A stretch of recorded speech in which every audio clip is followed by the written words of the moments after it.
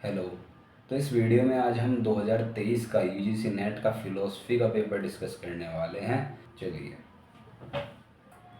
तो ये 51 से क्वेश्चन से स्टार्ट है फ़िलोसफी के। तो पहला क्वेश्चन क्या है, which one among the following is accepted by Immanuel Kant as moral imperative. So इनमें से कौन सा है, हाइपोथेटिकल है, categorical imperative, scientific assertorial imperative. तो इमैनुअल कांत ने जिसको एक्सेप्ट किया था एज एन मॉरल इम्पेरेटिव, वो था अपना कैटेगोरिकल इम्पेरेटिव। तो ये काफ़ी इजी क्वेश्चन था, डायरेक्ट क्वेश्चन था। अब देखते हैं अगला क्वेश्चन क्या है। ओके, अगला क्वेश्चन है, Kant claims that the moral law is given to each person by. तो कांत कहता है कि मोरल लॉ उसे किसके द्वारा दिया जाता है, किसी भी इंसान को, लॉ ऑफ स्टेट के द्वारा, कॉन्स्टिट्यूशन ऑफ द स्टेट के द्वारा, वंस ओन विल, या फिर विल ऑफ द ऑर्डर।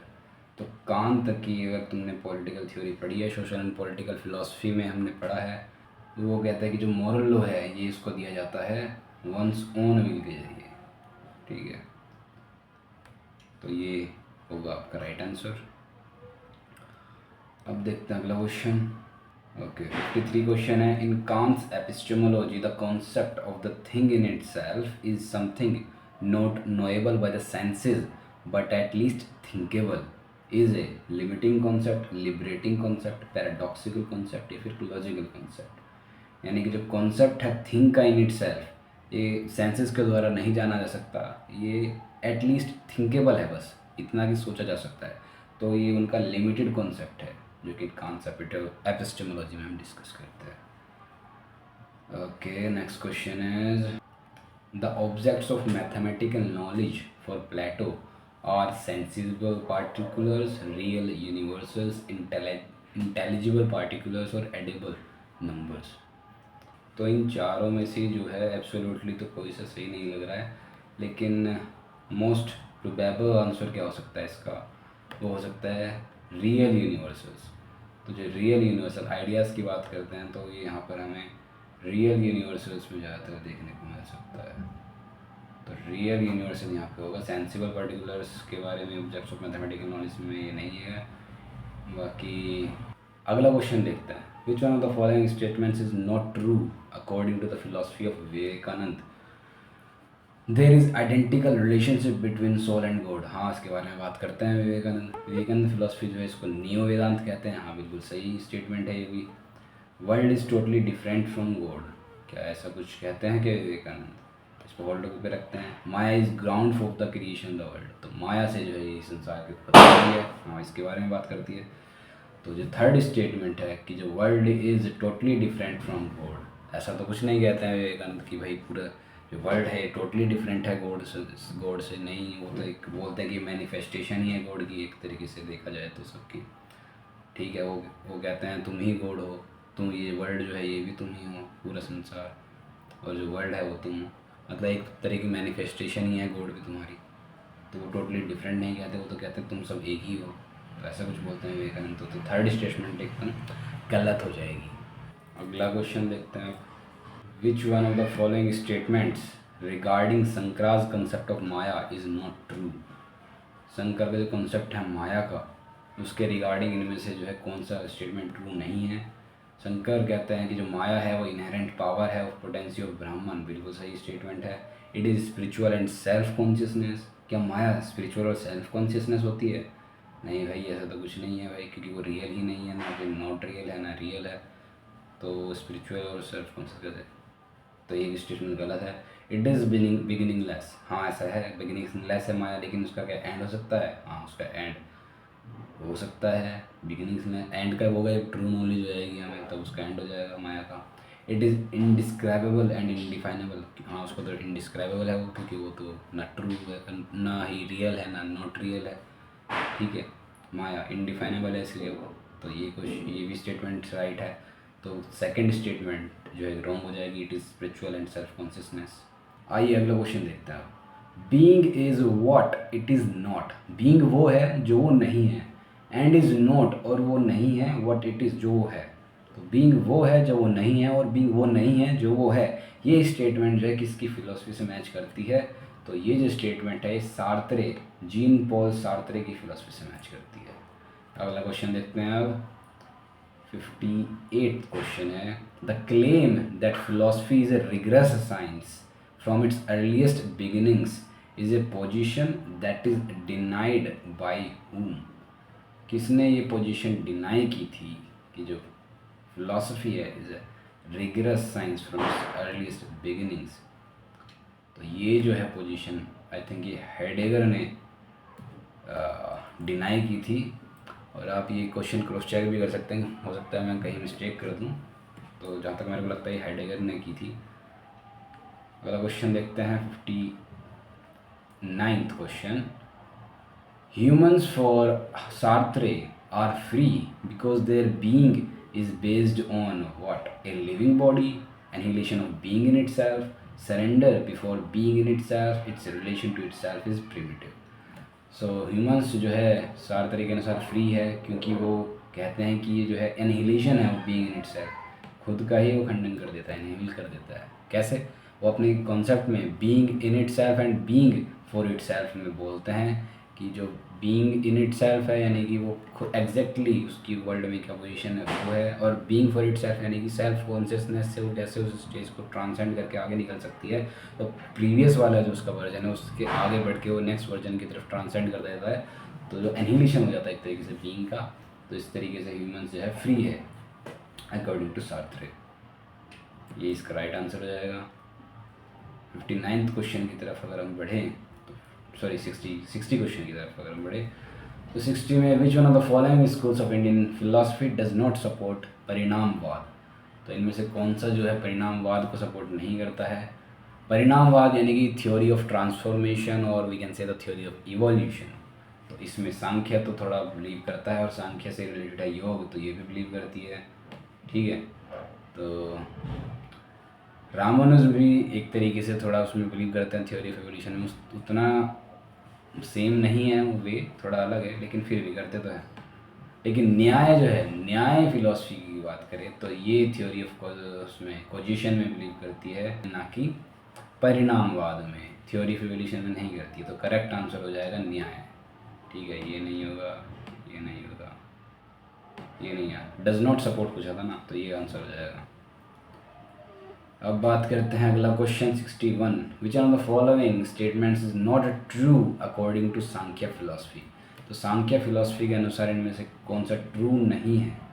तो सांख्य फिलॉसफी क्या कहती है? Purusha itself pure and transcendental consciousness. Purusha is itself of pure consciousness. हाँ भाई, ऐसा भी है, प्योर कॉन्शियसनेस है, itself pure and transcendental consciousness है, सांख्य इसमें मानती है बिल्कुल। Purusha is the ultimate knower, purusha ultimate knower है, हाँ भाई है। Purusha is a by product of matter, क्या ऐसा बोलती है सांख्य फिलॉसफी? नहीं बोलती है। पुरुष जो है बाय प्रोडक्ट नहीं है मैटर का। मैटर मतलब प्रकृति, प्रकृति और पुरुष तो अलग है भाई। मैटर बोले तो प्रकृति होती है, प्रकृति। ठीक है, ये क्या लिख दिया मैंने, प्रकृति लिखा है जो भी लिखा है। हाँ, तो पुरुष अलग है, मैटर अलग है, इसका बाय प्रोडक्ट नहीं है, तो ये स्टेटमेंट गलत हो जाएगा यहाँ पर, यानी ये आंसर सही है। अगला क्वेश्चन है 62, which one of the following is acceptable to Charvaka regarding vyapti? व्याप्ति के संदर्भ में जो है चरवाक इनमें से क्या एक्सेप्ट कर लेते हैं? Vyapti is universal and invariable relationship between middle term and major term. कैसा है? Vyapti cannot be proved by perception और इन्फरेंस और टेस्टिमनी, इसके द्वारा प्रूव नहीं की जा सकती, cannot be proved by. Vyapti is universal and invariable relationship between major term and middle term, बिल्कुल सही है ये। ऐसा है क्या? Vyapti is universal and invariable relationship between major term and middle term. Charvaka के संदर्भ में बोला जाए तो ये जो है ये स्टेटमेंट ट्रू मानी जाएगी। तो व्याप्ति जो है cannot prove by perception, influence और टेस्टिमनी। 63 का क्या है? Which one of the following views regarding samavaya has been propounded by Vaisheshika? Vaisheshika ने इनमें से जो है कौन सा व्यू दिया है समवाय के लिए? समवाय क्या होता है कि relation between the substance and it's qualities, तो सब्सटेंस और क्वालिटी के बीच में क्या रिलेशन है वो बताता है। सब्सटेंस की जो है इन सब्सटेंस में इनहेरेंट होती है क्वालिटी और इनसेपरेबल होती है उससे। ठीक है, अगर मैं बोलता हूँ कि इट्स अ ब्लैक बोतल, तो जो ब्लैक कलर है जो क्वालिटी है बोतल की, तो क्वालिटी इनसेपरेबल है और इनहेरेंट है उसमें, सब्सटेंस में उससे अलग नहीं है। तो इसका जो मोस्ट अप्रोप्रिएट आंसर होगा समवाइज इंसेपरेबल रिलेशन है किसका, सब्सटेंस का और क्वालिटी का।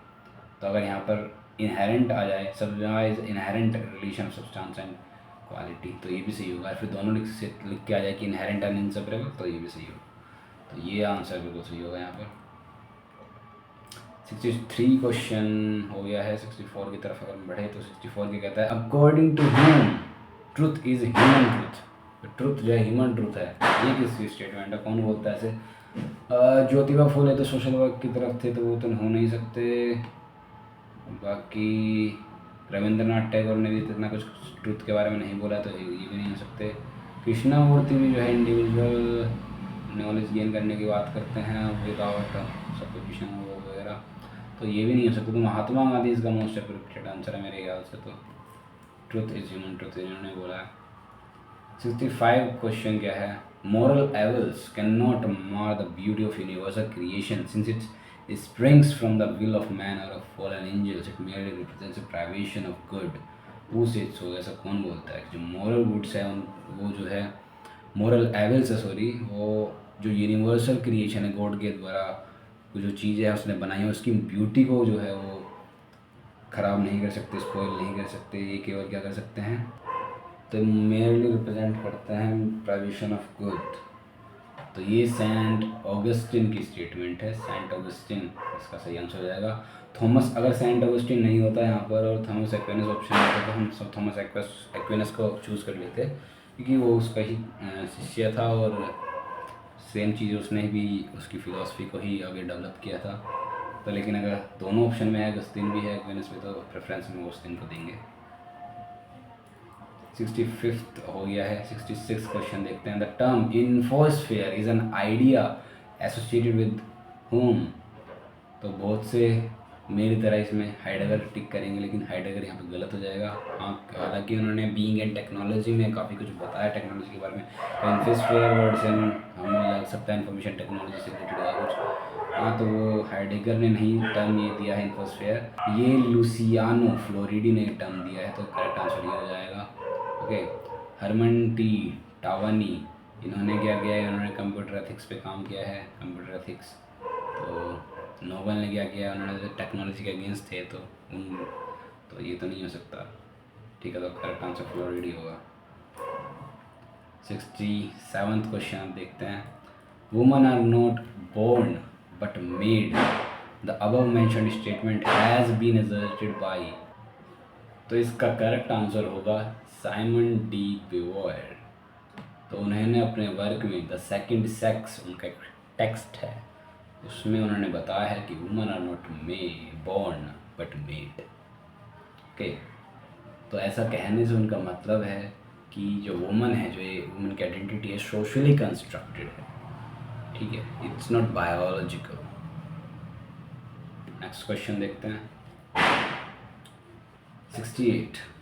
Which method of causal analysis is not eliminative in nature? इनमें से कौन सा मेथड जो है causal analysis का eliminative नहीं है नेचर में?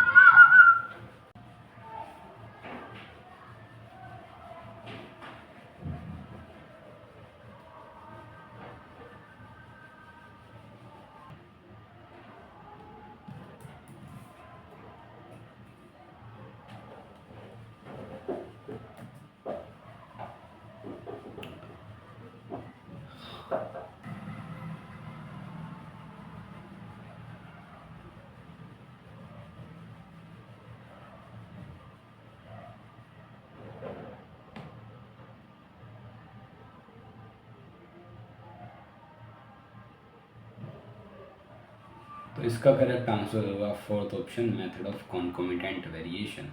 तो यहाँ पर हम कैसे देखते हैं relation, the changes in one variable is associated with the changes in another variable. तो वन फैक्टर डिटरमाइन हो जाता है दूसरे फैक्टर में चेंजेस से। तो यहाँ पर हमें एलिमिनेशन नहीं करना पड़ता है, लेकिन अदर जो मेथड्स हैं उनमें एलिमिनेशन करना पड़ता है। तो यहाँ पर जो है ये आंसर करेक्ट हो जाएगा। नेक्स्ट क्वेश्चन देखते हैं 69th।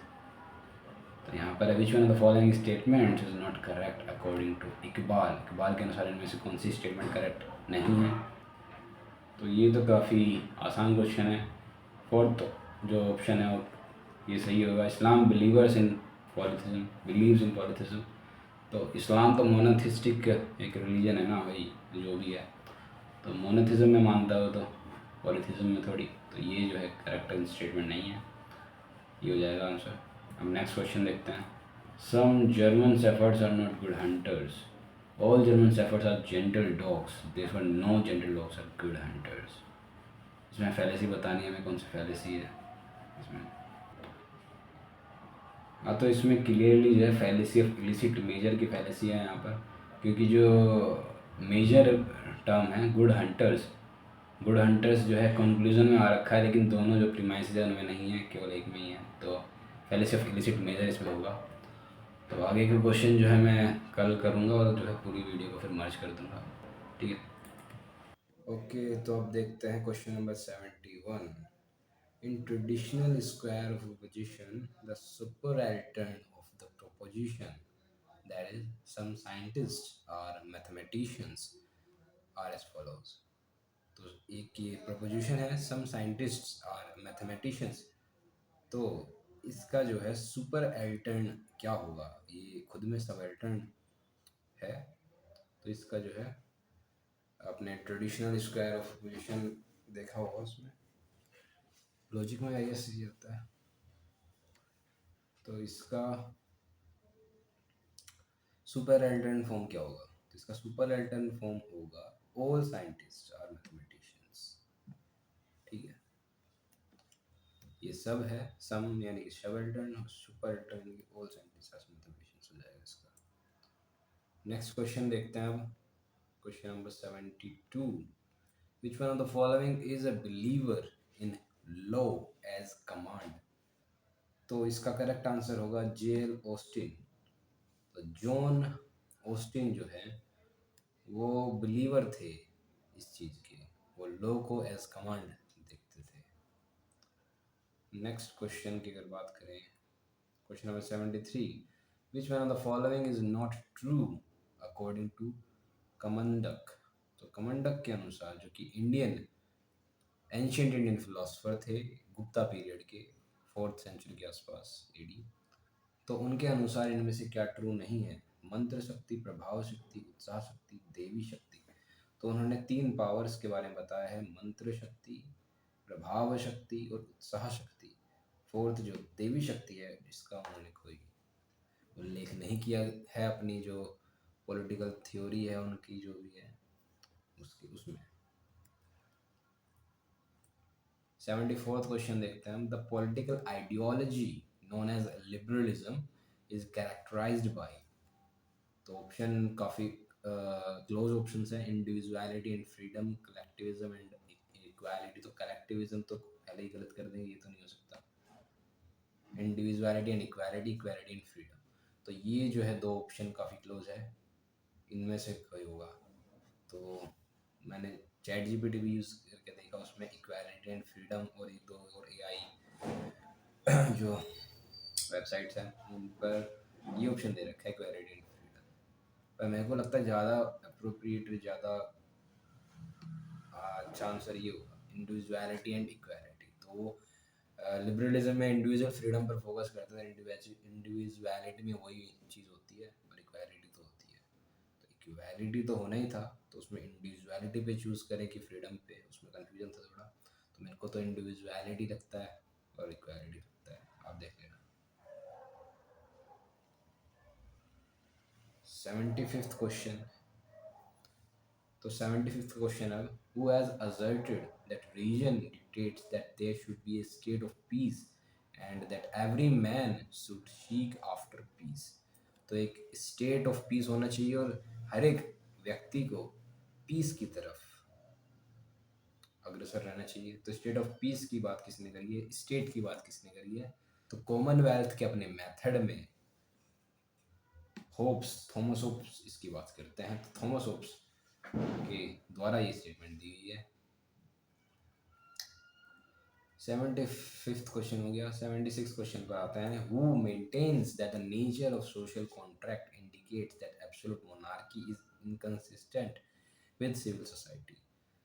तो होप्स के अपोजिट जो थे वो लोग थे, और तो लोग इसका सही आंसर हो जाएगा।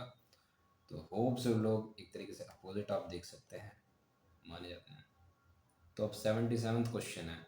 Individual can not attain the good in isolation but only in society. The mission of the state is to promote virtue and happiness is the statement of whom। तो जो गुड है वो आइसोलेशन में नहीं attain किया जा सकता, society चाहिए होती है वर्च्यू और हैप्पीनेस को अटेन करने के लिए। तो सोसाइटी में रहना, जो ह्यूमन है वो सोसाइटल सोशल बीइंग है। तो वो जो यूडेमोनिया, जो अल्टीमेट हैप्पीनेस और वर्च्यू की स्टेज है, उसको पा सकता है सोसाइटी में रहकर। स्टेट ही उसको प्रमोट करता है। तो ये स्टेटमेंट एरिस्टोटल की है, एरिस्टोटल ने दी थी, ये सब बोलते थे वो। 78 क्वेश्चन है। From any substitution instance of A prepositional function we may validly infer the existential quantification of that propositional function. This effect comes from which quantification rule?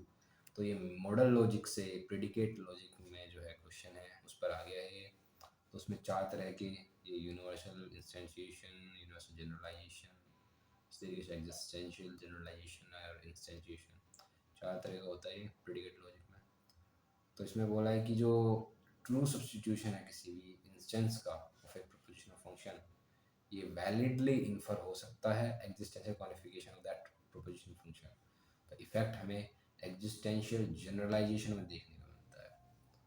तो ये इसका आंसर होगा। 79th क्वेश्चन अगर देखें तो इसमें पूछता है the archetype of extension and colour can exist only in some other mind and other objects of senses are nothing but sensations combined blended together in a concrete nexus.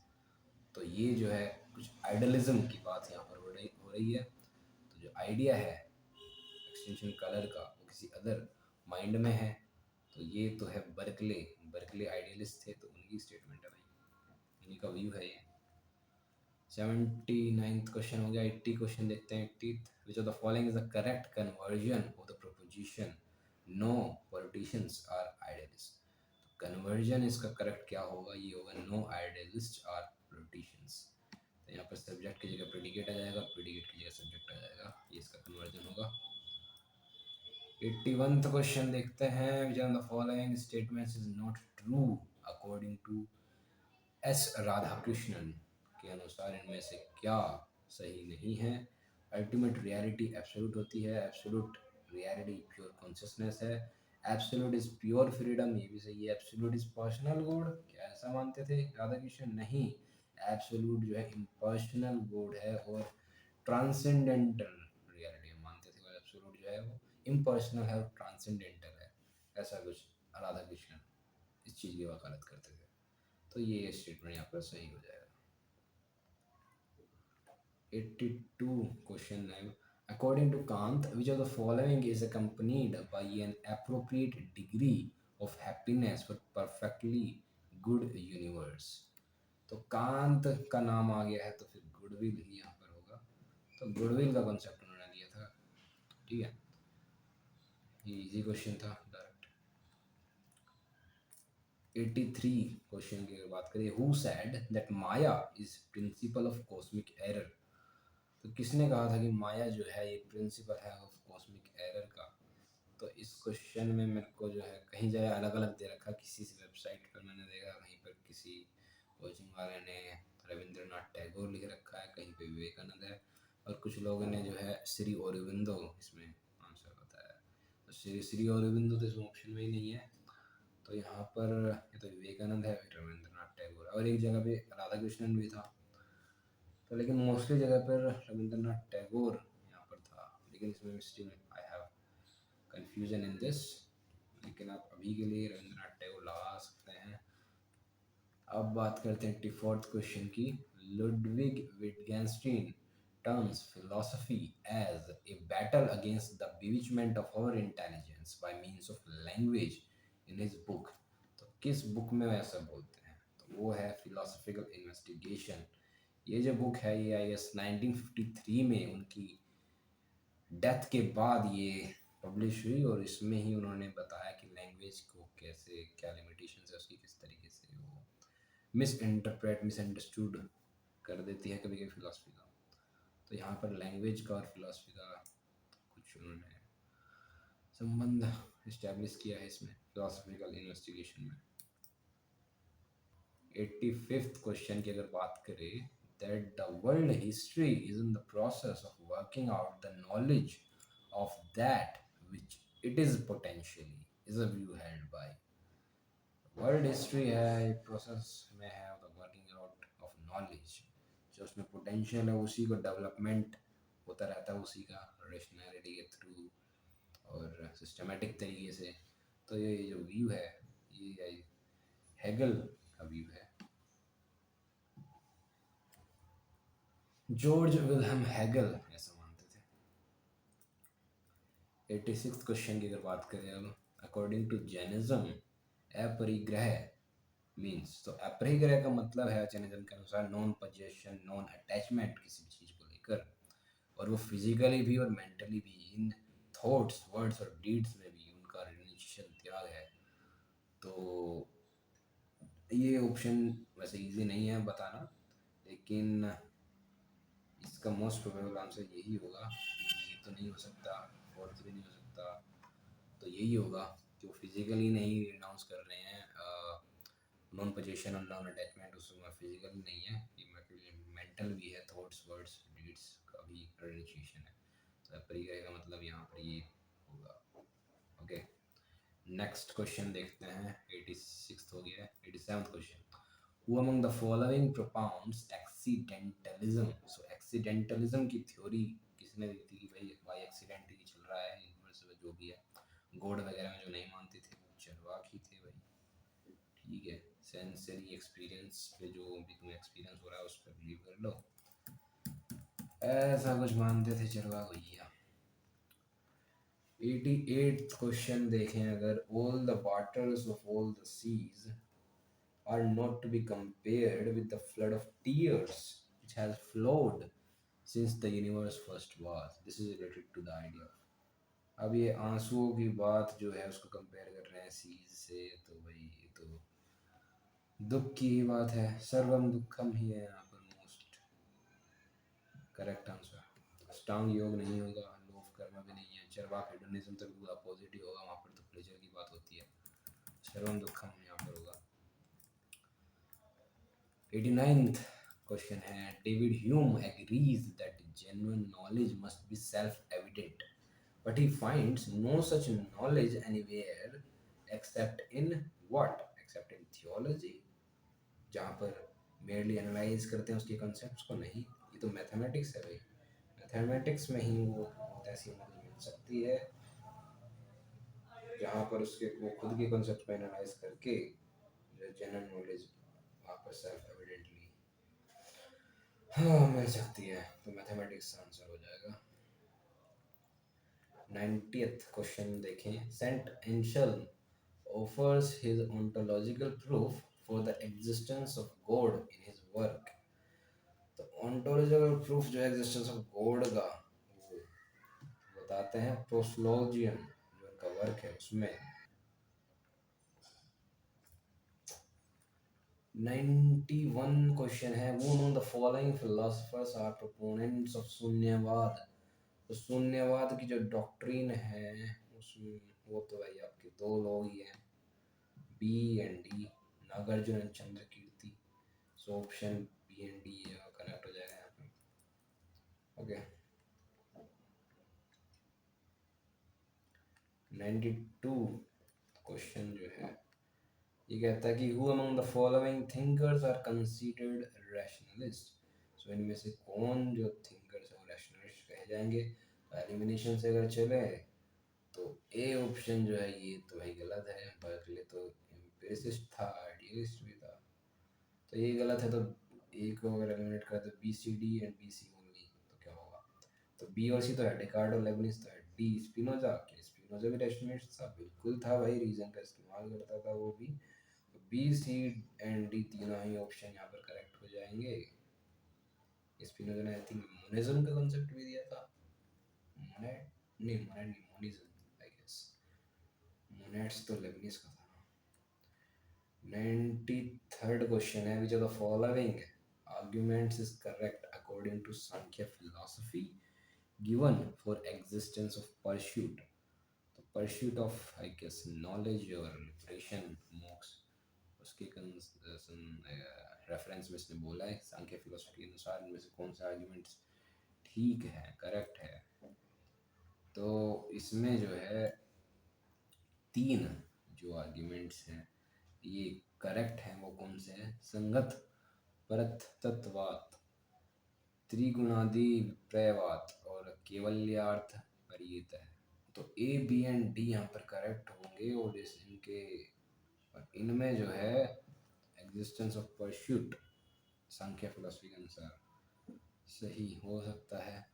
भेदनम परिवर्तमानात में ऐसा कुछ नहीं है, पर डिस्टिंक्शन ही है। तो ये जो तीन ऑप्शन है ये यहाँ पर मोस्ट प्रोबेबली सही होंगे। 94th क्वेश्चन अगर देखें तो which of the following are included as the central tenets of Buddhism? Central tenets में इनमें से क्या आएगा? तो जो क्या नहीं आएगा पहले वो एलिमिनेट कर देते हैं। अनेकांतवाद जो है ये जैनिज्म का है, तो सी ऑप्शन को यहाँ से हटा देते हैं। सी ऑप्शन तो भाई नहीं होगा, सी ऑप्शन नहीं होगा। तो ए बी डी और ए बी ई इनमें से क्या होगा? ए बी तो होगा संगतवाद, संघ की बात करते हैं वहाँ पर। हाँ भाई, व्यतित्य समुत्पाद यहाँ पर क्या है? Dependency, dependence. और सी डी ऑप्शन अनित्यवाद है और ई ऑप्शन अष्टांग योग है। तो अष्टांग योग एक टर्म यूज नहीं किया है बुद्धिस्ट लोगों ने, उन्होंने एट फोल्ड पाथ तो उसमें है, लेकिन उसके लिए टर्म ये अष्टांग योग नहीं है, ये तो योग फिलोसफी में है। लेकिन अनित्यवाद ये है उनका कॉन्सेप्ट। तो ए बी एंड डी यहाँ पर ये सही होगा। इन अनित्यवाद यानी कि इम्परमानेंस में वो मानते हैं आत्मा जो नित्य है, शाश्वत है, ऐसे बोलते हैं। 95th क्वेश्चन अगर देखें तो 95th में बोलते हैं सब्सटेंस डुअलिज्म, इसको कार्टेशियन और क्लासिकल डुअलिज्म भी बोला जाता है। इसमें दो तरह की चीज़ों की बात करते हैं डेकार्ट, तो उसके फेवर में, डुअलिज्म के फेवर में डेकार्ट दो आर्गुमेंट्स कौन से देते हैं? तो स्टार्टिंग के तीन आर्गुमेंट जो है वो देते हैं इसमें ए बी सी, ठीक है। आर्ग्यूमेंट फ्रॉम डाउट, कि डाउट करो हर चीज़ पे। और इंडिविजुअलिटी यानी कि माइंड और बॉडी में वो कहते हैं कि माइंड जो है ये इंडिविजुअल है, लेकिन जो बॉडी है वो डिविजिबल है क्योंकि मटेरियल है। और इरिड्यूसिबिलिटी, माइंड जो है रिड्यूसिबल नहीं है, लेकिन जो बॉडी है वो तो भाई एक्सटेंड कर सकती है, रिड्यूस भी हो सकती है, और जो भी है। तो A B and C option हो जाएगा। 96th क्वेश्चन पर आए तो यहाँ पर वो बोलते हैं इस क्वेश्चन में विच ऑफ द फॉलोइंग पुरुषार्थ आर इंक्लूडिंग थ्री वर्ग। तो वैसे चार पुरुषार्थ होते हैं, लेकिन अगर त्रिवर्ग में इनमें से तीन आते हैं तो वो तीन कौन से होते हैं? वो होते हैं धर्म, काम और अर्थ। मोक्ष जो है ये फोर्थ वाला होता है, ये थोड़ा अलग होता है इस कैटेगरी से, ये तीनों से थोड़ा अलग होता है। तो त्रिवर्ग में ये तीन आते हैं, मोक्ष नहीं होता। 97th क्वेश्चन देखते हैं which of the following are included in एकादश व्रत। 11 व्रत जो है महात्मा गांधी के जो हैं उसमें क्या क्या इंक्लूडेड है और क्या नहीं है? तो fearlessness, non stealing, physical labour, ये तीनों ही इसमें इंक्लूडेड है, लेकिन एजुकेशन नहीं है। तो एजुकेशन का एलिमिनेट ही कर देते तो तुम बी सी डी ऑप्शन यहाँ रहता। इसके अलावा ट्रुथ भी है उसमें, और नॉन पोजेशन और ब्रह्मचर्या ये सब भी है। उसके अलावा 11 देख लेना। एजुकेशन नहीं है। 98th जो है हो गया, arrange the following in chronological order in accordance with जैना फिलॉसफी। जो जैना फिलॉसफी में क्रोनोलॉजिकल ऑर्डर में लगाना है, कौन पहले आता है कौन बाद में, तो देखते हैं। तो सबसे पहले इसमें अश्रव आएगा, अश्रव यानी कि इन्फ्लक्स ऑफ कर्म इनटू द सोल। तो सोल के अंदर जो है कर्म एंटर करेंगे, उसके बाद बंध आएगा यानी कि बॉन्डेज, वो बॉन्ड कर जाएंगे, अटैच हो जाएंगे सोल से कर्म, तो सी आ जाएगा। फिर उसके बाद आएगा डी समर, यानी कि उसका स्टॉपेज हो जाएगा, अब कोई इन्फ्लक्स नहीं होगा, नहीं कर्म उसका, और वो जो है अटैचमेंट नहीं हो पाएगा सोल से। और लास्ट में आएगा निर्जर, निर्जर में शेडिंग होगी, जो कि जो भी कर्म अटैच है सोल से उनको सोल प्योरीफाई हो जाएगी। तो ये करेक्ट सीक्वेंस है ACDB। नेक्स्ट क्वेश्चन देखते हैं, क्वेश्चन नंबर 99। यहाँ पर बोलते हैं which of the following statements are true with reference to Samkhya philosophy. तो सांख्य फिलॉसफी के संदर्भ में क्या सही है। Prakriti is root cause of the world, बिल्कुल सही बात है। Prakriti is intelligent and conscious principle, तो प्रकृति तो सब अनकॉन्शियस होती है, कॉन्शियस तो पुरुष होता है, तो ये स्टेटमेंट गलत हो जाएगी। प्रकृति is the first principle of the universe, सही बात है। Prakriti is manifested state of all affairs.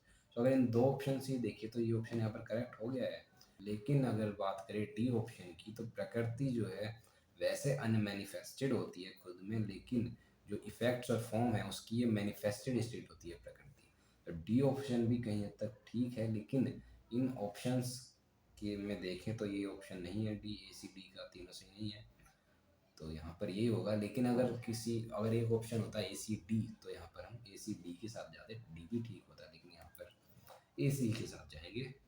100 according to the Gandhi which of the following is the supreme end. Supreme end क्या है इनमें से।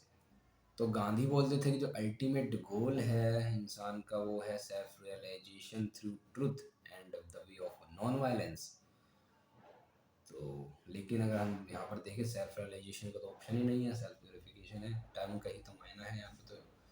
तो यहाँ पर जो मोस्ट प्रोबेबल आंसर होगा वो ट्रुथ होगा।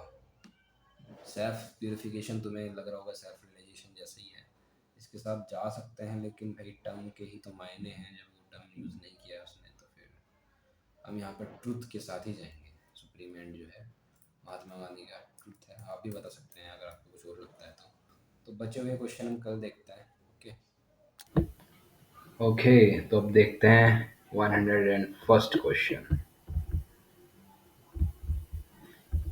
इसमें है if A, B and C are true attachments and X, Y and Z are false statements, which of the following is true। तो ये लॉजिक से क्वेश्चन है, तो एक एक ऑप्शन इसमें चेक करना पड़ेगा। तो पहले फर्स्ट ए ऑप्शन देख लेते हैं। ए डॉट एक्स, ए क्या है, ट्रू है। डॉट एक्स यानी कि फॉल्स। वेज बी, बी तो ट्रू है।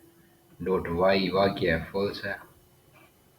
एंड हमें पता है T dot F, true dot F conjunction होता है ना आई गेस, यहाँ पर फॉल्स हो जाएगा ये। और टी डॉट एफ भी एफ हो जाएगा, तो एफ वैज एफ क्या आएगा हमारे पास, एफ, तो ये क्या है, फॉल्स आ जाएगा। तो हमें क्या बताना है, ट्रू बताना है, तो ए तो नहीं होगा, तो ए वाले हम ऑप्शन यहाँ पर एलिमिनेट कर देंगे। ओके, तो ए वाले दो ऑप्शन है यहाँ पर, ए सी एंड डी, तो ये दोनों एलिमिनेट हो जाएंगे यहाँ पर। तो अभी देखते हैं सेकंड ऑप्शन क्या है, निगेशन एक्स वैज जेड, यानी कि फॉल्स वैज फॉल्स, तो ये क्या आ जाएगा, फॉल्स आ जाएगा। डॉट निगेशन ऑफ एक्स, यानी कि निगेशन ऑफ फॉल्स ट्रू हो जाएगा। वेज जेड, जेड क्या है, फॉल्स है, ठीक है। निगेशन ऑफ क्या है, यहाँ पे फॉल्स है, तो ये क्या आ जाएगा, ट्रू हो जाएगा। डॉट यहाँ पर टी वेज फॉल्स है, टी वेज फॉल्स क्या होगा, टी हो जाएगा, तो टी डॉट टी है, टी हो जाएगा। तो बी ऑप्शन जो है करेक्ट होगा, केवल B is the right option here only.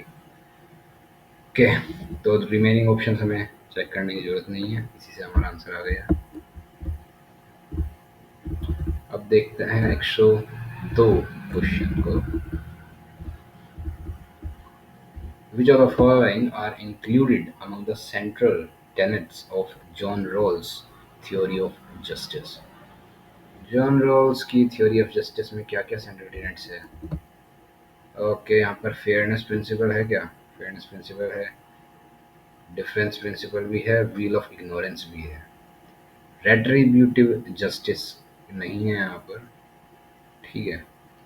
तो ये ऑप्शन हो जाएगा आपका A, C and D. A, C and D होना चाहिए, लेकिन ये तो ऑप्शन में ही नहीं है। बी को एलिमिनेट नहीं कर सकते, बी तो भाई सारे ही ऑप्शंस में हैं। तो बी को अगर एलिमिनेट नहीं कर सकते तो हमें ए, बी, सी, डी चार ऑप्शन के साथ जाना पड़ेगा। लेकिन अगर ऑप्शन होता ए, सी एंड डी का तो हम यहाँ पर उसके साथ चले जाते हैं, लेकिन ऐसा ऑप्शन नहीं है, तो हम जाएंगे ए, बी, सी एंड डी के साथ। 103 क्वेश्चन देखते हैं। The opponents of verificationism place these objections to refute this principle. तो वो यहाँ पर दो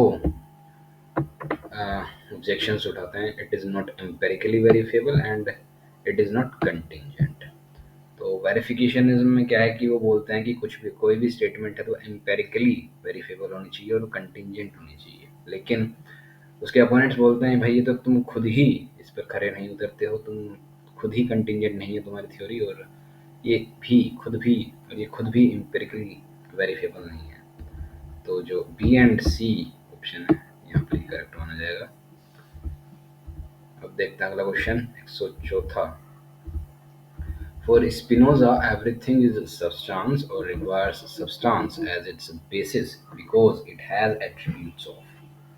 थॉट भी है और एक्सटेंशन भी है, तो डी तो इसमें करेक्ट है। और यहाँ पर डी के साथ ई ऑप्शन भी करेक्ट होगा कि attributes are infinite but only two are knowable by us humans and that are thought and extension. तो डी एंड ई ऑप्शन यहाँ पर करेक्ट हो जाएगा। अब देखते हैं 105वां question. One of the following has supported social contract theory। इनमें से सोशल कॉन्ट्रैक्ट थ्योरी को कौन सपोर्ट करते हैं? तो होप्स तो भाई करते हैं, सी ऑप्शन तो होगा। अब बी एंड सी होगा कि ए, सी एंड डी होगा?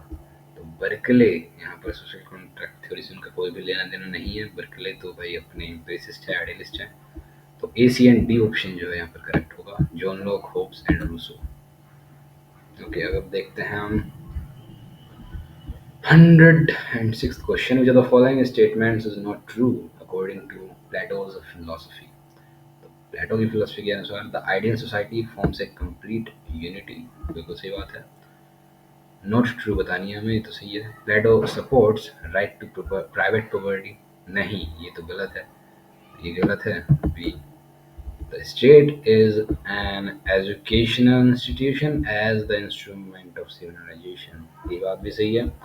Laws are necessary to the realization of our true good। तो laws जो है necessary होते हैं to the realization of our true good। तो ऐसा जरूरी नहीं है। laws के बारे में बात तो करते हैं प्लेटो, लेकिन वो ट्रू गुड के रियलाइजेशन के लिए इतने जरूरी नहीं है। तो पी एंड डी ऑप्शन जो है यहाँ पर गलत है, तो ये स्टेटमेंट सही हो जाएगी, फोर्थ वाला ऑप्शन सही है। अब देखते हैं 107वां question. Next question, according to whom the association of ideas is A. तो एसोसिएशन ऑफ आइडियाज ये क्या है? एक साइकोलॉजिकल नेसेसिटी है। तो वो अपनी book a treatise of human nature में बोलते हैं कि जो एसोसिएशन ऑफ आइडियाज है ये एक साइकोलॉजिकल नेसेसिटी है, ना कि कोई लॉजिकल या फिर एक्सटर्नल नेसेसिटी। तो बी ऑप्शन यहाँ पर करेक्ट होगा, ओनली बी ऑप्शन। ओके, तो नेक्स्ट क्वेश्चन देखते हैं अब।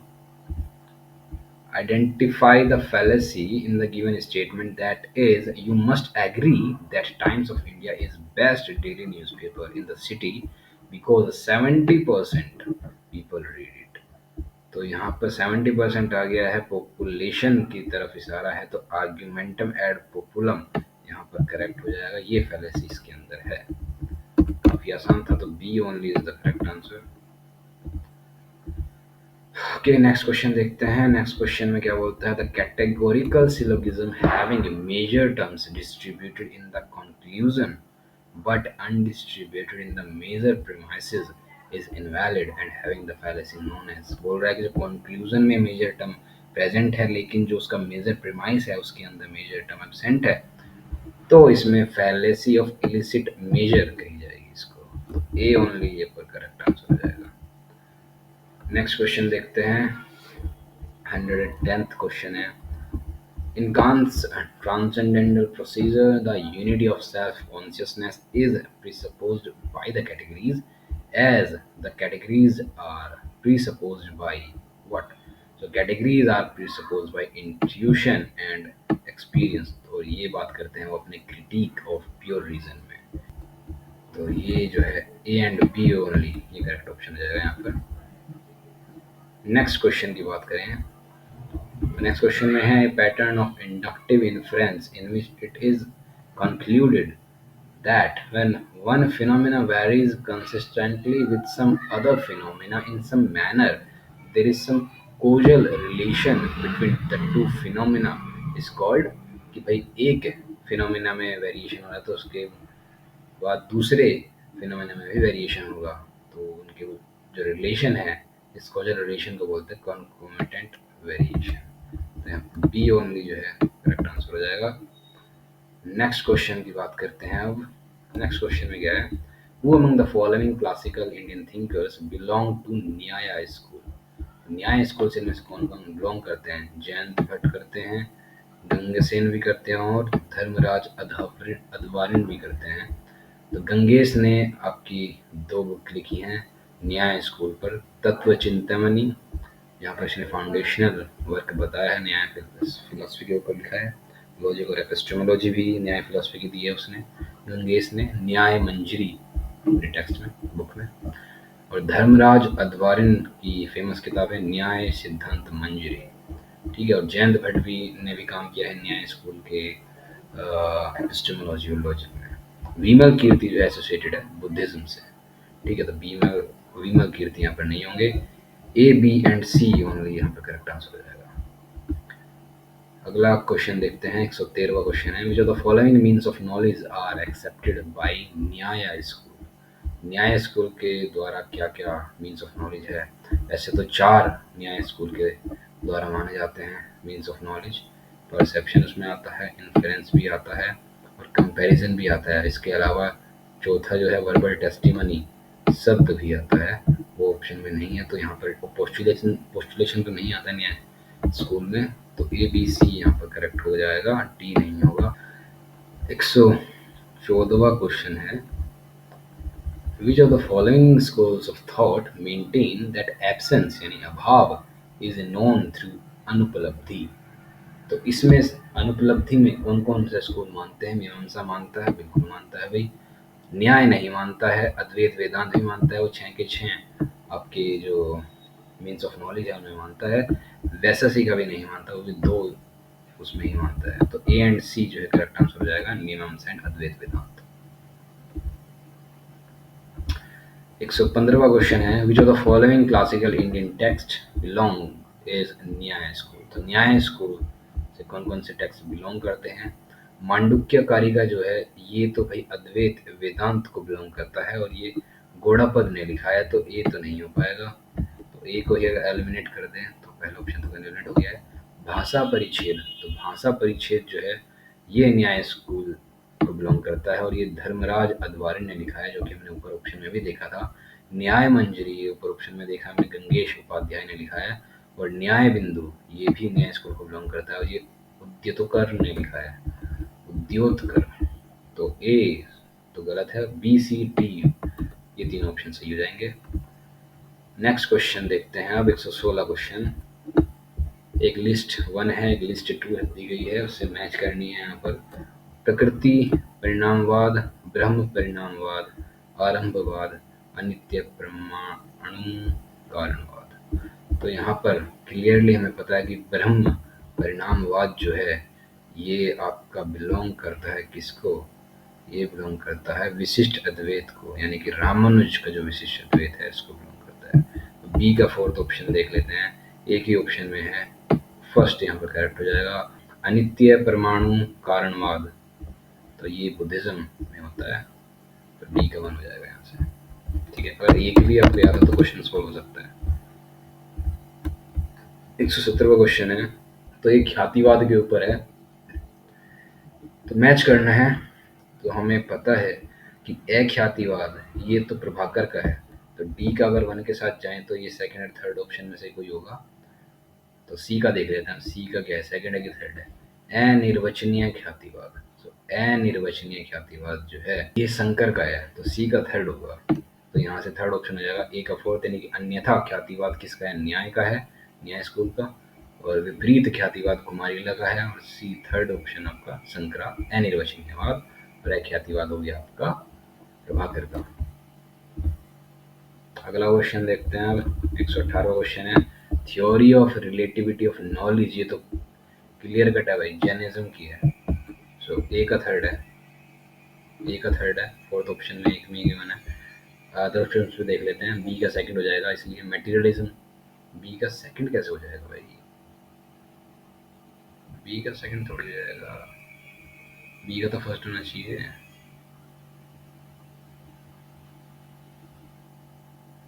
ये तो ऑप्शन गलत है भाई।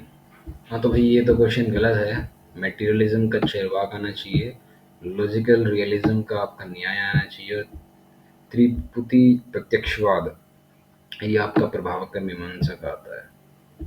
तो ये होना चाहिए था, और ये किसी भी ऑप्शन में ऐसा कुछ नहीं है, तो ये इसके ऑप्शंस गलत है यहाँ पर। 119वां क्वेश्चन देखते हैं, चरवाक। चरवाक तो हिडनिज्म में मानता है, तो ए का थर्ड हो जाएगा, ए का थर्ड हो जाएगा, एक ऑप्शन में है, बी का फर्स्ट होगा अपूर्व जैनिज्म। बुद्धिज्म, सो बुद्धिज्म में अष्टांग मार्ग है, 8 फोल्ड पाथ है, सी का सेकंड है, और डी का फोर्थ है।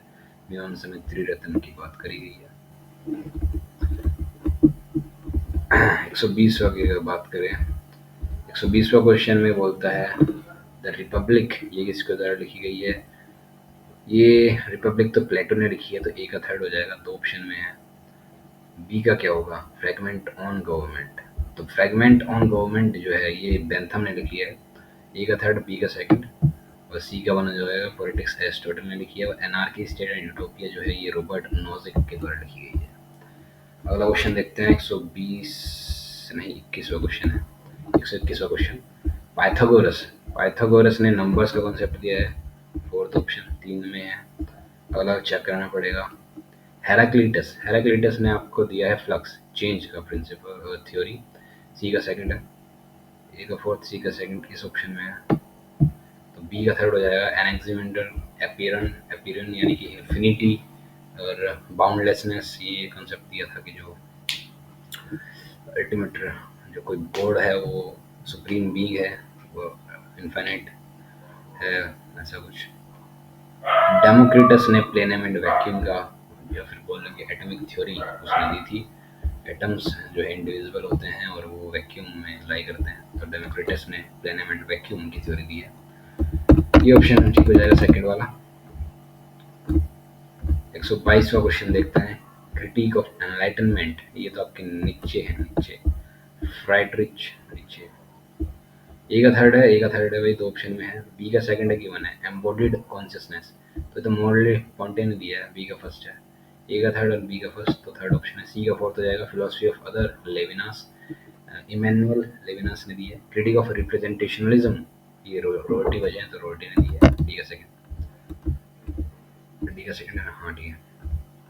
अब नेक्स्ट क्वेश्चन देखते हैं, 123वां क्वेश्चन है, लेवियोथन, ये तो भाई सिंपल है, होप्स ने लिखा है, ए का फोर्थ हो जाएगा, तो यहीं से आपको आंसर मिल गया, ए का फोर्थ है, बी का थर्ड है, ये theory of justice John Rawls ने लिखी है, two treatises on government Locke ने लिखी है, सी का फर्स्ट, डी का सेकंड हो जाएगा, द कॉन्सेप्ट ऑफ लॉ ये हार्ट का है। 24वां क्वेश्चन है, ये काफ़ी आसान क्वेश्चन है। एक्टिव वॉलेंट्री यूथनेशिया, तो वॉलेंट्री यानी कि भाई कंसेंट है पेशेंट की, डायरेक्टली एक्टिव क्या नहीं, directly causing death with the consent of the patient. A का सेकंड है, ए का सेकंड दो ऑप्शन में है और बी का वन हो जाएगा, ये भी दोनों ऑप्शन में है। तो सी पे देखते हैं, सी का थर्ड है कि फोर्थ है। पैसिव वॉलेंट्री यूथनेशिया, वॉलेंट्री यानी कि विद द कंसेंट, तो सी का थर्ड है, तो सी का थर्ड यानी कि सेकंड ऑप्शन है। पैसिव नॉन वॉलेंटरी यूथनेशिया यानी कि withdrawing life sustaining measures without the consent of the patient. तो पैसिव में विथड्रॉ कर लेते हैं और एक्टिव में डायरेक्टली उसको ड्रग वगैरह देकर पेशेंट जो है तड़प रहा होता है ना उसको।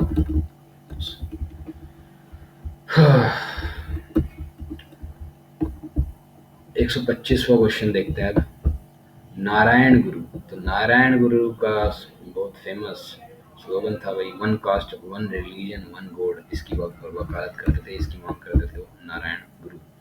तो बी का तो भाई फोर्थ है, बी का फोर्थ दो ऑप्शन में दे रखा है, ए का सेकंड है दोनों ऑप्शन में ही, यानी कि चट्टोपाध्याय जब मार्क्सिस्ट अप्रोच रखते थे, सही बात है।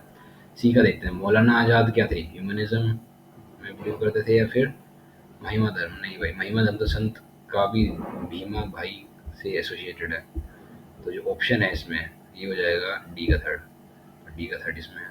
तो महिमा धर्म में क्या है कि भाई वो मोनिज्म मोनोथीज्म में मानते हैं और अपना बोलते हैं कि जो सुप्रीम बीइंग है वो फॉर्मलेस है और वो कम्युनल हार्मनी की बात करते हैं। उड़ीसा में ये जो है महिमा धर्म उपजा है।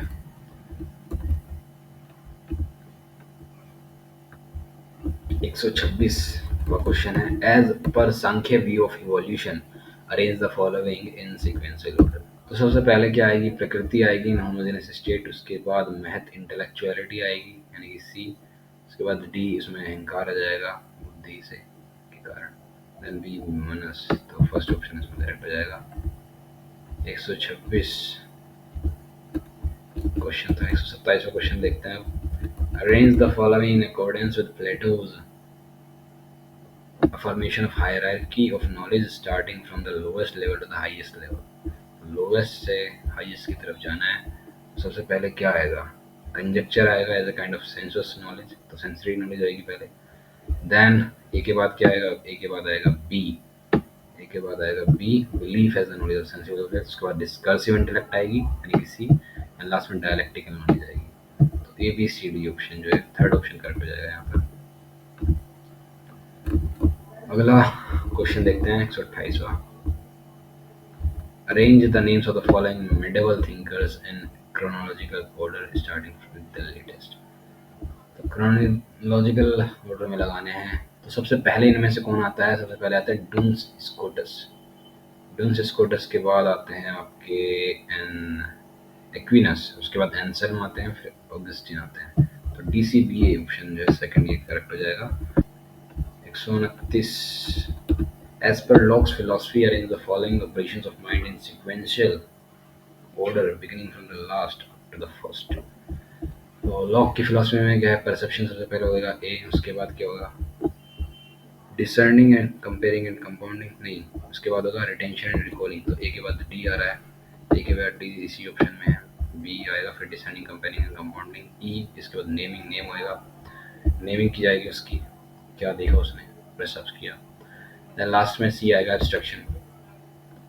ओके, नेक्स्ट क्वेश्चन है, एज पर चाणक्य's view of 7 organs of the state, arrange the following starting with the one lowermost in hierarchy up to the supreme। तो लोअर मोस्ट से सुप्रीम की तरफ जाना है, जो 7 ऑर्गन हैं स्टेट के चाणक्य के अनुसार, वो है स्वामी, अमात्य, जनपद, दुर्ग, कोश, दंड, मित्र। तो सबसे ऊपर तो स्वामी है, लेकिन इनमें जो 4 ऑप्शन है इनमें सबसे नीचे क्या है, सबसे नीचे दुर्ग है, उसके बाद जनपद है, उसके बाद है आपका अमात्य और स्वामी, तो डी सी बी ऑप्शन होना चाहिए, सही है। ओके, उसके बाद क्या आता है, सब स्वामी सबसे ऊपर आता है, मोनार्क, अमात्य यानी कि जो मिनिस्टर्स होते हैं, जनपद यानी कि डायरेक्टरी, दुर्ग जो कि फोर्ट है अपनी सुरक्षा के लिए, कोश यानी कि ट्रेजरी, दंड आता है फिर जो आर्मी होती है, मित्र, मित्र यानी कि एलाइज जो है उनके स्टेट में। अगला क्वेश्चन है 131वां। Arrange the following in sequential order in accordance with Buddhist notion of 12 links of the causal wheel of dependent origination. तो प्रतीत समुत्पाद जो है, बुद्धिज्म में जो प्रतीत समुत्पाद है यानी कि डिपेंडेंट ओरिजिनेशन है, उसके 12 लिंक है। तो 12 लिंक में सबसे पहले आता है इग्नोरेंस यानी अविद्या, फिर आता है संस्कार जो उसके कारण डेवलप होते हैं, फिर कॉन्शियसनेस आती है यानी कि विज्ञान, फिर आते हैं नाम रूप, फिर सेंसेस यानी कि सलायतन, फिर आता है स्पर्श यानी कॉन्टैक्ट, उसके बाद वेदना आती है, फिर तृष्णा आती है, देन आता है उपादान, फिर भाव आता है, फिर जाति यानी बर्थ आती है, उसके बाद एजिंग एंड डेथ यानी कि जन्म मरण। तो इसके हिसाब से सबसे पहले क्या आएगा, वेदना आएगी, वेदना के बाद आएगा तृष्णा यानी कि वेदना के बाद आएगा तृष्णा, ई बी, ई के बाद बी है, देन डी है उपादान, फिर सी आएगा भाव यानी कि बिकमिंग, और उसके बाद ए यानी कि जाति यानी बर्थ। ये ऑप्शन सही हो जाएगा। अगला क्वेश्चन है 132वां question. Arrange the following statements in sequential order in accordance with Buddhist notion of noble truths. तो बुद्धिस्ट क्या बोलते हैं भाई, दुख है, सबसे पहले दुख है, दुख का जो है कोई कारण है, काज है, उसके बाद उसका निवारण भी है, सेसेशन ऑफ सफरिंग, और उसके लिए उसका रास्ता क्या है, एट फोल्ड पाथ। तो ये इसका ऑप्शन करेक्ट हो जाएगा। सबसे पहले डी आएगा, डी के बाद कॉज आएगा बी, डी बी सी ए, तो ये ऑप्शन करेक्ट हो जाएगा। अगला क्वेश्चन देखते हैं, 133वां क्वेश्चन है।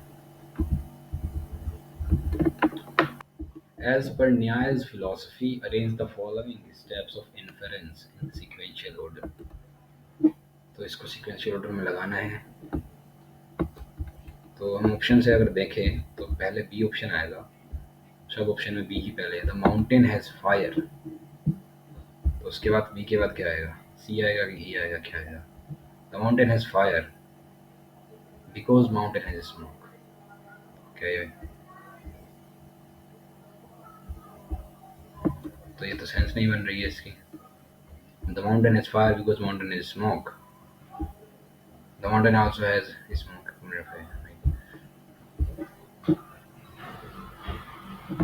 तो सबसे पहले आएगा B, the mountain has fire, the mountain also has smoke accompanied by fire like the kitchen। तो उसके बाद ई आएगा, ई के बाद आएगा ए, ए wherever there is smoke there is fire as in the kitchen। तो जहाँ पर स्मोक होती है वहाँ पर फायर भी होगी जैसे किचन में है, ठीक है। उसके बाद सी आएगा बिकॉज माउंटेन हैज स्मोक, तो फिर डी आएगा therefore the mountain has fire। तो ये सेकंड ऑप्शन यहाँ पर करेक्ट हो जाएगा। नेक्स्ट क्वेश्चन देखते हैं। Arrange the following in sequential order in accordance with eight fold yoga. सबसे पहले क्या आता है इनमें से, सबसे पहले सेंस विथड्रॉल होगा इनमें, उसके बाद कंसंट्रेशन होगा, फिर मेडिटेशन, फिर समाधि, ठीक है। धारण ध्यान समाधि, धारण क्या है, कंसंट्रेशन, ध्यान, मेडिटेशन, समाधि। तो सी डी बी ए, सी डी बी ए कौन सा ऑप्शन में है, सी डी बी ए सेकंड ऑप्शन में है, ये करेक्ट हो जाएगा। अगला क्वेश्चन है 135वां। As per न्याया's definition of perception, arrange the following in sequential order। न्याय के अनुसार जो परसेप्शन की डेफिनेशन है उसके अनुसार हमें लगाना है इनको सिक्वेंशियल ऑर्डर में। सबसे पहले आता है इसमें सेंस ऑब्जेक्ट कॉन्टैक्ट यानी कि इंद्रियार्थ सन्निकर्ष, तो सेंसेस का कॉन्टैक्ट होगा। तो उसके बाद क्या आएगा, इसके बाद हमें इंडिटर्मिनेट नॉलेज होगी उसकी, उसके बाद डिटर्मिनेट नॉलेज होगी, और उसके बाद वो एरर होगा तो उसको मुक्त हो जाएगा, उससे नॉन एरोनियस फिर नॉलेज हो जाएगी। तो सही सीक्वेंस होना चाहिए A B C D, A B C D किसी ऑप्शन में नहीं है, तो सबसे क्लोजेस्ट जो ऑप्शन होगा ए बी डी सी, तो हम इसके साथ चले जाएंगे इसमें। तो वैसे तो इसमें कोई भी ऑप्शन सही नहीं है, लेकिन हमें एक तो करेक्ट चूज़ करना ही पड़ेगा ना, तो ए बी डी सी हम चूज़ कर लेंगे, लेकिन जो करेक्ट इसमें आंसर होना चाहिए वो ए बी सी डी होना चाहिए, इसके ऑप्शन गलत है यहाँ पर। अगला क्वेश्चन देखते हैं 136वां है। Given below are two statements, one is labelled as assertion A and other is labelled as reason R. Assertion है according to M N Roy philosophy is materialistic, उसका रीजन क्या है, materialism is the only possible philosophy. तो क्या M N Roy कहते हैं कि मानते हैं फिलॉसफी जो है मटेरियलिस्टिक है, हाँ भाई बिल्कुल मानते हैं, तो असर्शन ये सही है। और materialism is the only possible philosophy, क्या ऐसे कहते हैं एम एन रॉय, बिल्कुल कहते हैं, और ये कारण भी है जो उनका असर्शन है कि फिलॉसफी मटेरियलिस्टिक है। तो यहाँ पर दोनों स्टेटमेंट करेक्ट है और ये एक्सप्लेनेशन है और एक ही। अगला क्वेश्चन देखते हैं अगले क्वेश्चन में अजर्शन दे रखी है कि according to Gandhi truth is God. बिल्कुल सही बात है भाई, गांधी तो मानता था ट्रुथ सुप्रीम है। और रीजन देते हैं कि he believed that non violence is the means to realise God.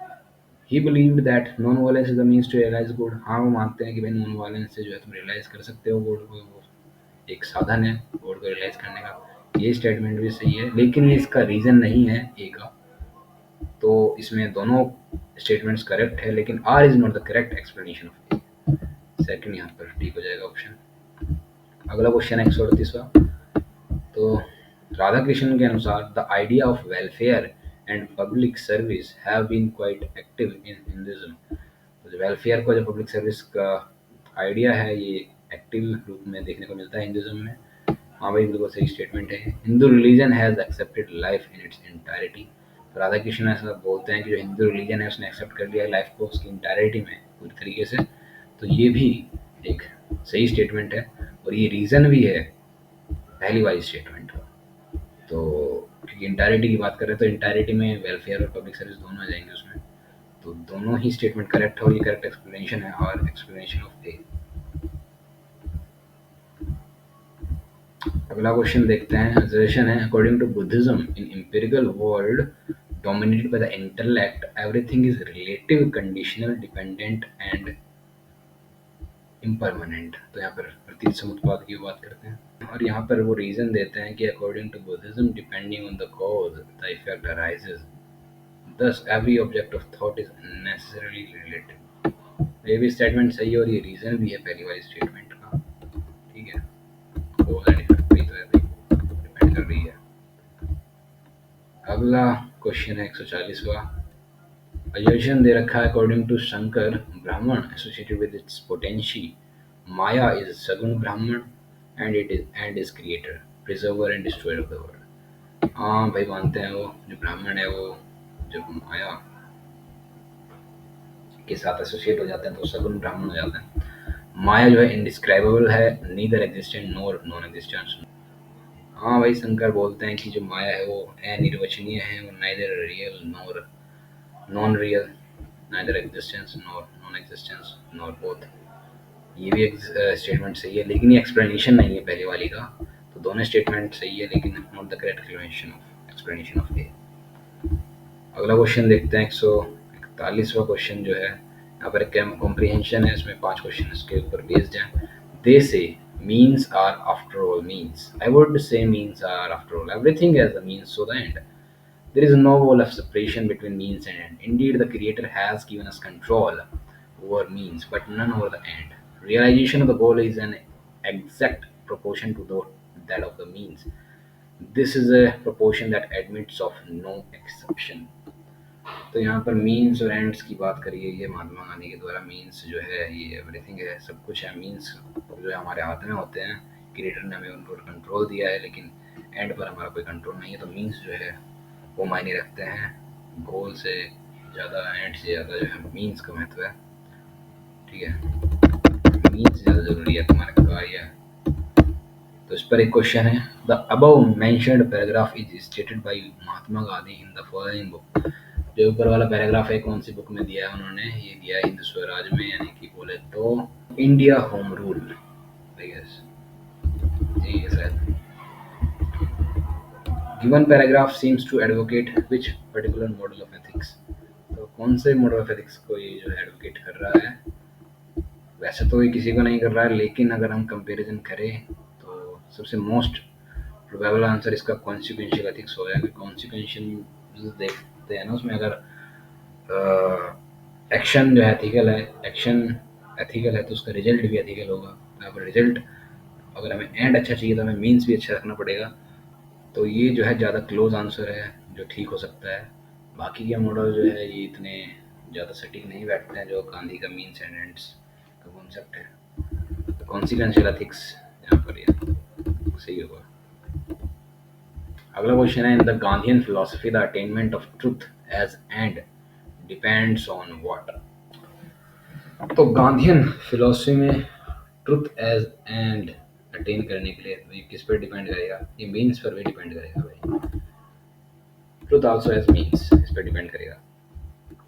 In Gandhian ethics the influence of disinterested action यानी कि निष्काम कर्म is clearly visible in purity of means. भाई मीन्स प्योर होगा तुम्हारा तभी तो निष्काम कर्म होगा ना। तो ये जो है इन्फ्लुएंस इसमें दिखता है प्योरिटी ऑफ मीन्स में। लास्ट क्वेश्चन है इसके ऊपर, पैराग्राफ के ऊपर। Gandhi ji strongly recommends that as soon as we loss the moral basis we cease to be religious. जब हमारा मोरल बेसिस खत्म हो जाएगा, चला जाएगा, तो हम रिलीजियस नहीं रह जाएंगे।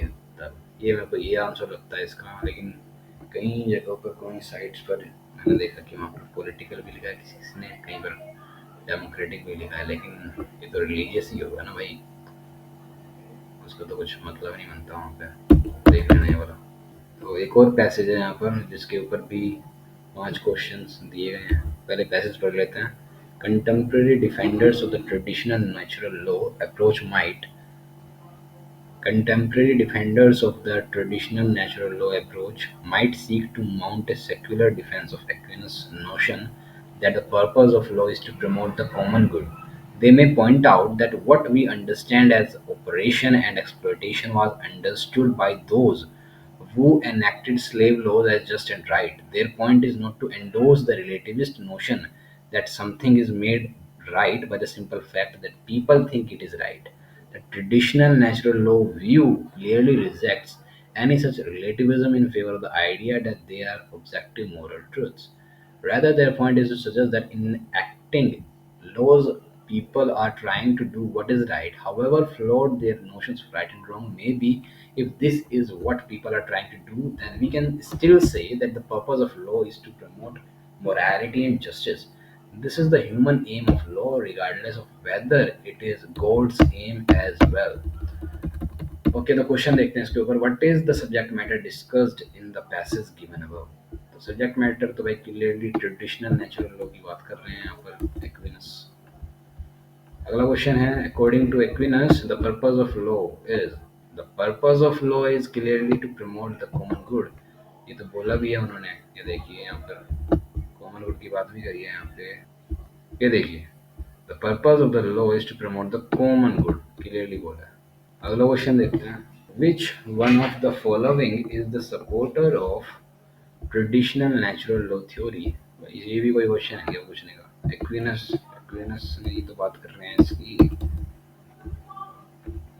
What is the relation between morality and justice in law? तो रिलेशन क्या है मोरालिटी एंड जस्टिस में लॉ के अंदर? ये कॉन्स्टिट्यूएंट कंपोनेंट्स हैं लॉ के, बस यही है।